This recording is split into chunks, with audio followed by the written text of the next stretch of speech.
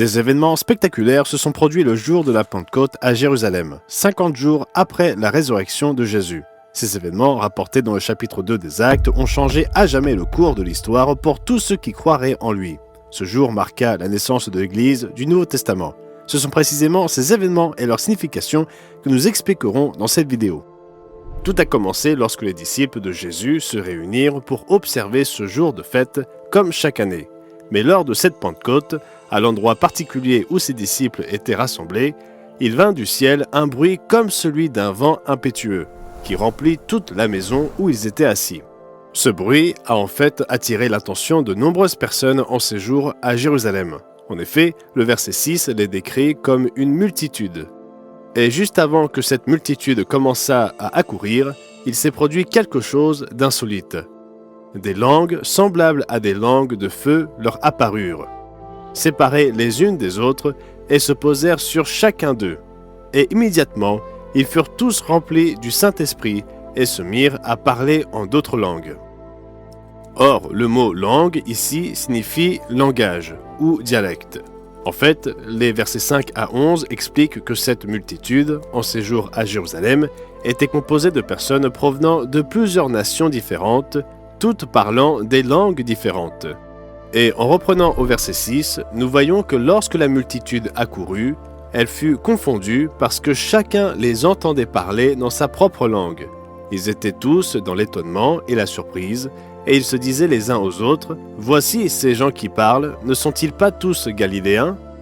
Et comment les entendons-nous dans notre propre langue à chacun, dans notre langue maternelle ?» Le verset 11 ajoute encore plus de clarté. Comment les entendons-nous parler dans nos langues des merveilles de Dieu? C'est incroyable! C'était un miracle conçu par Dieu pour attirer l'attention et montrer sa puissance. Mais l'histoire ne s'arrête pas là. Certains ont essayé d'expliquer la situation en disant que les apôtres étaient ivres. En réponse, Pierre se leva et dit « Ces gens ne sont pas ivres, comme vous le supposez, car c'est la 3e heure du jour, soit 9 heures du matin. » Il expliqua ensuite ce qui se passait. Il dit « Mais c'est ici ce qui a été dit par le prophète Joël. Dans les derniers jours, dit Dieu, je répandrai de mon esprit sur toute chair. Alors quiconque invoquera le nom du Seigneur sera sauvé. » Environ 800 ans auparavant, Joël avait prophétisé qu'un jour viendrait où l'Esprit de Dieu serait accessible d'une manière qui ne l'avait jamais été avant le sacrifice de Jésus, et cela s'accomplissait sous leurs yeux, du moins en partie, en ce particulier jour de la Pentecôte. Après avoir cité Joël, Pierre réprimanda la foule. Il leur dit qu'ils avaient crucifié et fait mourir Jésus-Christ par la main des impies. Mais Dieu l'a ressuscité parce qu'il n'était pas possible qu'il soit retenu par elle, c'est-à-dire la mort. Puis il expliqua, « C'est ce Jésus que Dieu a ressuscité, nous en sommes tous témoins. Élevé par la droite de Dieu, il a reçu du Père le Saint-Esprit qui avait été promis, et il l'a répandu, comme vous le voyez et l'entendez. » En d'autres termes, ce qu'ils voyaient et entendaient était la manifestation du don du Saint-Esprit, répandu d'une manière inédite. Sachant qu'il avait toute leur attention, Pierre leur dit « Que toute la maison d'Israël sache donc avec certitude que Dieu a fait Seigneur et Christ, ce Jésus que vous avez crucifié. » Après avoir entendu ce discours, ils eurent le cœur vivement touché. Ils se sentirent coupables, réalisant qu'ils étaient responsables de sa mort injuste.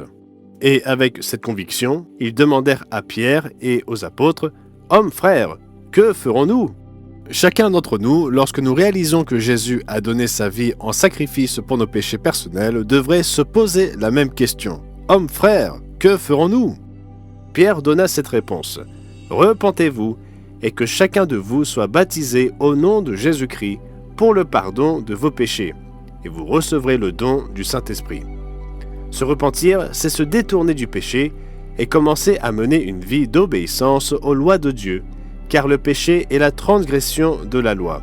Après s'être repenti, il faut être baptisé par un véritable ministre de Dieu afin que ses péchés soient lavés, comme nous le voyons dans le récit du 2e chapitre des Actes.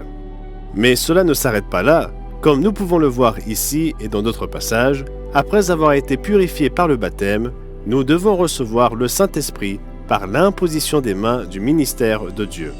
Pierre déclara ensuite « Car la promesse est pour vous, pour vos enfants et pour tous ceux qui sont au loin, en aussi grand nombre que le Seigneur notre Dieu les appellera. Nous voyons ici que la promesse n'est pas seulement pour ceux de l'époque des apôtres, mais pour tous ceux que Dieu appellerait au cours des siècles, et la promesse est également pour leurs enfants. Et par plusieurs autres paroles, il les conjurait et les exhortait, disant « Sauvez-vous de cette génération perverse ». Ceux qui acceptèrent sa parole furent baptisés, et en ce jour-là, le nombre des disciples augmenta d'environ 3000 âmes. C'est donc en ce jour de la Pentecôte, en l'an 31 après Jésus-Christ, après la mort et la résurrection de Jésus, que le Saint-Esprit de Dieu fut répandu sur tous ceux que Dieu appellerait et qui répondraient à cet appel en se repentant, en acceptant le sang de Jésus-Christ et en se faisant baptiser et en recevant l'imposition des mains par un véritable ministre de Jésus-Christ. En ce jour-là, naquit l'Église de Dieu du Nouveau Testament, et ils persévéraient dans l'enseignement des apôtres, dans la communion fraternelle. C'est l'Esprit de Dieu qui nous donne la force de vaincre et de lui obéir. C'est par ce même Esprit Saint qu'il écrit ses lois dans notre cœur et dans notre esprit, et par lequel Jésus-Christ vit sa vie en chacun de nous. Et tout comme les premiers apôtres, l'Église de Dieu continue de célébrer chaque année le jour de la Pentecôte, ainsi que les 6 autres fêtes bibliques telles que stipulées dans Lévitique chapitre 23. Si l'effusion du Saint-Esprit est un aspect majeur de la signification de la Pentecôte, c'est aussi le jour où les 10 commandements furent donnés aux Israélites sur le mont Sinaï, ce que nous aborderons peut-être dans une prochaine vidéo. Ainsi, l'Ancienne et la Nouvelle Alliance ont toutes deux commencé le jour saint de la Pentecôte. Pour avoir une explication approfondie de la nature du Saint-Esprit, ce qu'il peut accomplir en nous et pourquoi il est nécessaire de recevoir ce don, ne manquez pas de commander un exemplaire gratuit de notre tiré à part « Le Saint-Esprit transforme votre vie ». Nous espérons que cette vidéo vous aura été utile. Regardez la vidéo suivante qui explique la signification de chacune des fêtes de Dieu. Vous ne le regretterez pas.